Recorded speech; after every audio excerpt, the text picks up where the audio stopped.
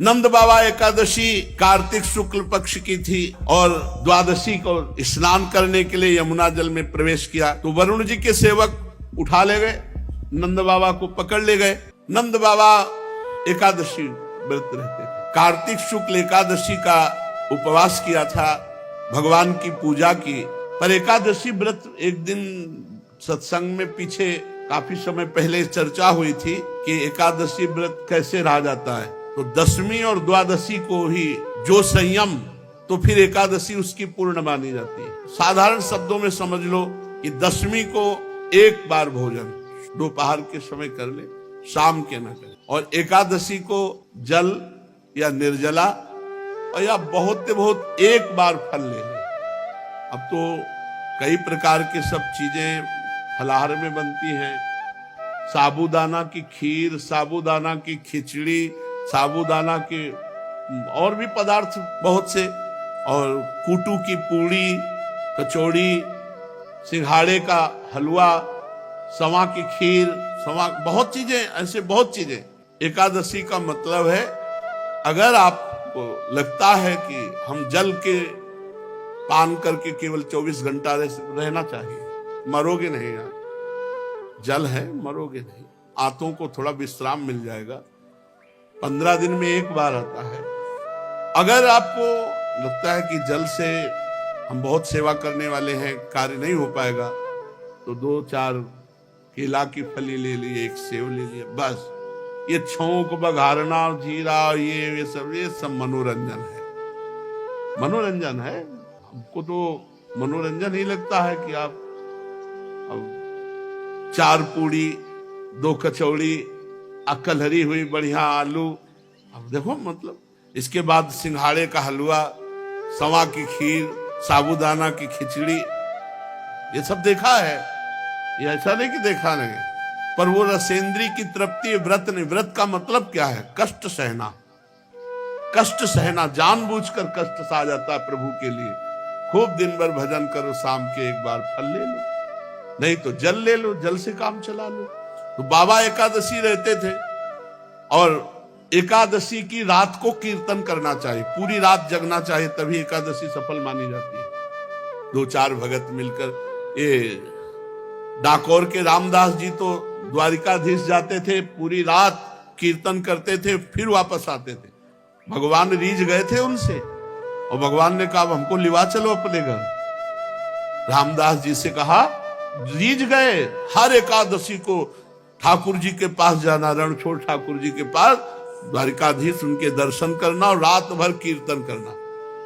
एक दिन ठाकुर जी ने कहा, अगली बार अब गाड़ी लेके आना और हम तुम्हारे साथ चलेंगे। तो उनका, प्रभु हमारे साथ चलोगे? आप बूढ़ा शरीर है हमारा, आपका तो नौ किशोर हो, हम कैसे गाड़ी में ले पाएंगे, और बाहर ताला लग जाता है। बोले पीछे की खिड़की हम खोल देंगे और तुम्हारे लिए हम फूल जैसे हो जाएंगे। बोले प्रभु देख लो, बहुत बड़े रक्षक हैं सब इनके, अभी कुछ नहीं होगा, तुम गाड़ी ले आओ ना, हम चलने के लिए तैयार हैं। अब वो गाड़ी ले आए। सब भगत देख रहे थे कि पैदल नंगे पैर आते थे, इस बार गाड़ी पे आए तो सोचा शायद बूढ़े हैं, इसलिए बैलगाड़ी से आ गए होंगे।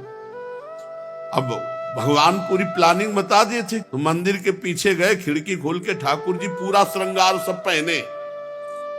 बोले लिवा, बोले ना प्रभु, पहले एक भी नग नहीं होना चाहिए, क्योंकि ये सब सेवादारों के काम आएगा। प्रभु हमको तो वैसे डर लग रहा है आपको ले जाने के लिए, आप पहले सब, भगवान ने सब उतार के फेंक दिए, मंदिर में ऐसे फैला दिए पूरे आभूषण, कहा हमें गोद में लो। भगवान कितने रिझवार है, जो ऐसे किया, फूल से गोद में आ गए, तो कुछ कंबल आदि ऐसे गाड़ी में बिछाए थे, भगवान को विराजमान किया और चल पड़े। अब बहुत दूर रणछोड़ ठाकुर से डाकोर है। अब प्रातःकालीन वेला पे जे भी मंदिर खोले तो देखे आभूषण ठाकुर जी है नहीं, पीछे खिड़की खुले, अरे पक्का वो गाड़ी लेके भगत आया था, उनपे ठाकुर जी बहुत रीझे थे, जरूर ठाकुर जी को भगा ले गए। भगत ठाकुर जी को भगा ले गए। अब जितने पार्षद थे सब घोड़ों से ऐसे सब भाला बर्छी लेकर सब, अरे वो जा रहा है, वो जा रहा है। रामदास जी ने कहा प्रभु आ गए हम। तो बोले देखो ये छोटी सी तलैया थी जल की, बोले इसमें हमको छिपा दो। जल में, वो जल्दी से छिपा दिए। तो उन्होंने मतलब ऐसा देखा, कहा ठाकुर जी, भालों से मारा, बूढ़े रामदास भगत को भालों से मारा। उधर जब तालाब की तरफ देखा तो खून खून खून, दौड़ करके तो देखा ठाकुर जी के शरीर में भाले लगे हुए और खून। ठाकुर जी ने कहा, तुम जैसे निर्दयियों के साथ हम नहीं चलेंगे, हम रामदास जी के साथ जाएंगे। उनका प्रभु आप हमारा जीवन हो, जीवन ही आपसे चलता है। बोले हाँ यही बात तो है ना कि हमसे जीवन चलता है, रामदास हमारे तौल भर सोना दे देंगे तुम्हें, ठीक है? बोले हाँ ठीक है, राजी हो गए। रामदास जी ने कहा, प्रभु प्रभु वो ऐसे पिटवा दिए, कह रहे सोना दे देंगे, हमारे पास सोना कहाँ है, गरीब आदमी प्रभु। भगवान ने कहा ले चलो पहले डाको। अब पीछे वो सब भाला बरछी लिए घोड़े पे सवार वहां ठाकुर जी पहुंचे। बोले तराजू लाओ, एक तरफ ठाकुर जी को विराजमान कहो, ए रामदास चढ़ाओ सोना। ठाकुर जी से कहा महाराज, तो बोले एक छोटी सी नथ है ना तुम्हारी पत्नी की, वो हिले उतले में हम तौल जाएंगे, उतले में हम तौल जाएंगे। एक छोटी सी नथ, छोटी सी पतली बारी, उतना ही था। भगवान को सब पता है, जो इधर से भगवान टंग गए। वो बोले देखो ऐसे सोना तो ज्यादा है, पर ले जाओ तुम। भगवान ने कहा देखो सोना तो ज्यादा है, पर रामदास उदार आदमी है, दे देंगे, दे दे भाई। अरे बोले प्रभु, तो भगवान ने कहा देखो हम जाने वाले तो नहीं, अपना स्वरूप दूसरा प्रकट किया। बोले इसे ले जाओ। आज भी जो भगवान रामदास जी के यहाँ विराजमान है, वो ठाकुर आज भी पट्टी बंधती ठाकुर जी की, आज भी पट्टी बंधती है। भगत के ऊपर प्रहार किया तो आज भी भगवान के घाव और पट्टी बंधती। तो एकादशी व्रत ऐसा जैसे रामदास जी रहते थे। पूज्य श्री मथुरा दास जी भक्तमाली जी थे, एकादशी को चर्चा नहीं करते थे, रोज चर्चा होती थी, पर एकादशी को निर्जला रहते थे। दशमी से छोड़ देते थे भोजन पानी, एकादशी के दिन एक बूंद पानी नहीं, और द्वादशी को परायण इसलिए बोलने में भी सावन, और वयोवृद्ध अवस्था तक। नंद बाबा एकादशी कार्तिक शुक्ल पक्ष की थी, भगवान की पूजा की, रात भर कीर्तन किया, और द्वादशी को स्नान करने के लिए यमुना जल में प्रवेश किया। स्नान ब्रह्म मुहूर्त में किया जाता है धारा जी में, 4 बजे, ये नहीं कि 2 बजे 1 बजे, धारा में नहीं स्नान। वो ये असुर बेला कही जाती है। यमुना जल में प्रवेश कर गए, उस समय कोई घड़ी तो थी नहीं, रात में कीर्तन किया और लगा कि प्रातःकाल हो गया क्या, तो यमुना जी में स्नान। तो वरुण जी के सेवक उठा ले गए, नंद बाबा को पकड़ ले गए। अब सारे ब्रज में हल्ला मच गया, नंद बाबा हो गए। अब पूरे ब्रज के गोप सब श्री कृष्ण से कहा कि पता नहीं कहां नंद बाबा गायब हो गए, तुम ही अपने पिता को ला सकते हो, हे श्री कृष्ण तुम्हारे ऊपर ही हमारा विश्वास भरोसा। सब रोने लगे। भगवान ने कहा रो मत, रोना पीटना बंद करो, नंद बाबा खोए नहीं है, मैं देख रहा हूं। वरुण का सेवक ले गया, अभी मैं लाता हूं। भगवान वरुण लोक पहुंचे। भगवान अंतरिंद्रिय और बहिरिंद्रियों के प्रवर्तक श्री कृष्ण जे ही वरुण देवता ने देखा, सारे जगत के अधीश्वर पधारे, साष्टांग दंडवत। नंद बाबा ने देखा इनके गण तो हमको पकड़ के लाए, तो हमारे कन्हैया की इनका स्वामी साष्टांग दंडवत मारा है। वरुण देवता जे ही देखा भगवान आए, उतर कर साष्टांग दंडवत। अब वरुण देवता भगवान की बड़ी पूजा विस्तार से मंत्रों के द्वारा भगवान, नंद बाबा खड़े खड़े आनंदित हो रहे कि यार मेरे लाला का तो बड़ा नक्शा है, ये वरुण देवता इतनी लंबी दंडवत मार कर बड़ी पूजा विस्तार कर रहा है। वरुण जी ने कहा प्रभु अद्य में निवृत्तो देहोद्यैर्वार्थोऽधिगतः प्रभु त्वत्पादां भाजो भगवन् नवापुः पारमध्वनः नमस्तुभ्यं भगवते ब्रह्मणे परमात्मने न यत्र सूर्यते माया लोक सृष्टि विकल्पना। प्रभु आपकी जय हो, आज मेरा वरुण शरीर धारण करना सफल हो गया, आज मुझे सब कुछ प्राप्त हो गया, सारे पुरुषार्थ मिल गए, क्योंकि आप भगवान जगदीश्वर के चरण सेवा का अवसर प्राप्त हुआ। कि हम तो समझते थे भगवान नारायण है, मेरा कन्हैया भी भगवान है, यही तो। अब बाबा की और छाती फूल रही, अरे मेरा लाला भगवान है।